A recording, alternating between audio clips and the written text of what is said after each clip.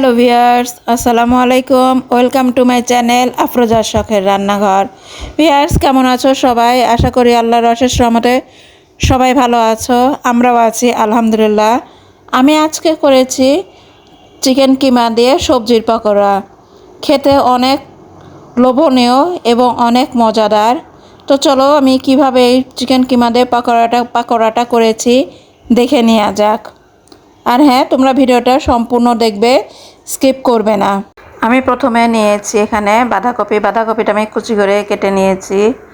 দিয়ে দিলাম ধনিয়া পাতা, পেঁয়াজ কুচি, রসুন কুচি, গাজর কুচি, লেটুস পাতা, আলু কুচি, সামান্য হলুদের গুঁড়া, মরিচের গুঁড়া, জিরার গুঁড়া, দিয়ে দিলাম লবণ, চাট মশলা, আর এখন দিয়ে দিলাম চিকেন কিমা, দিয়ে দিলাম কর্নফ্লাওয়ার আর টালা চিলি ফ্লেক্স।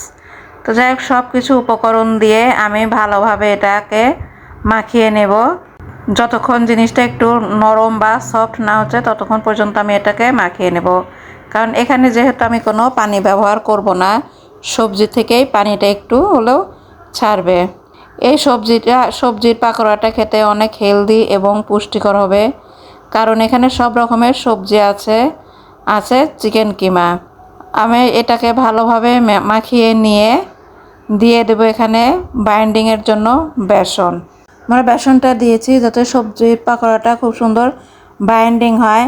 আমরা সবজির পাকোড়া সবসময় যেভাবে বানিয়ে থাকি এটাও সেম প্রসেসেই, তবে একটু ভিন্ন জিনিস দেয়, সেটা হলো চিকেন কিমাটা দিয়ে পাকোড়া বানালে খেতে অনেক টেস্টি হয়, আর নিশ্চয়ই এটা হেলদিও হবে। তো যাই হোক, এখন আমি সামান্য একটু লবণ দিয়ে দিলাম, কারণ লবণের পরিমাণটা আমার কাছে মনে হয়েছে যে একটু কম হয়েছে, তাই আমি এখানে একটু লবণ দিয়ে দিলাম। এখন আমি এটাকে ভালোভাবে মাখিয়ে নিয়ে ভেজে নেব। এখন আমি পাকোড়াগুলো তেলে ভেজে নেব। আমি প্রথমে তেলটা গরম হয়েছে কিনা দেখার জন্য একটা দিয়ে দিয়েছি, আর এখন আমি তোমাদেরকে প্রপারলি দেখিয়ে দিচ্ছি যে আমরা এভাবে নিয়ে পাকোড়ার শেপ দিয়ে তেলের মধ্যে দিয়ে দিয়েছি। ভিউয়ার্স, তোমরা সবাই ভিডিওটা সম্পূর্ণ দেখবে, আর কেমন লাগলো অবশ্যই লাইক কমেন্ট করে জানাবে। তোমাদের সাপোর্ট এবং সহযোগিতা আমার বা আমাদের সকলের জন্য খুব দরকার। আশা করি তোমরা সবাই সবসময় আমাদের সাপোর্ট করবে এবং পাশে থাকবে। আমার এক পাশে ভাজা হয়ে গিয়েছে, এখন আমি উল্টে দিচ্ছি। চিকেন কিমা দিয়ে সবজির পাকোড়াগুলো ভাজা হয়ে গিয়েছে, এখন আমি এটাকে উঠিয়ে নিচ্ছি। এভাবে আমি বাকি সব পাকোড়াগুলো ভেজে নেব।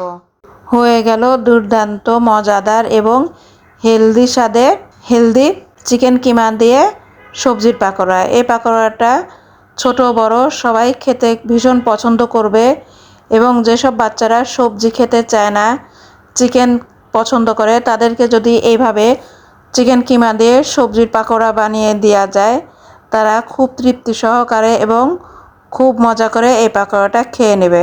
তো ভিউয়ার্স, কেমন লাগলো তোমরা অবশ্যই লাইক কমেন্ট করে জানাবে, আর আমার চ্যানেলে নতুন হয়ে থাকলে প্লিজ সাবস্ক্রাইব করে দিবে এবং পাশের বেল আইকনটি বাজিয়ে দিবে। ধন্যবাদ।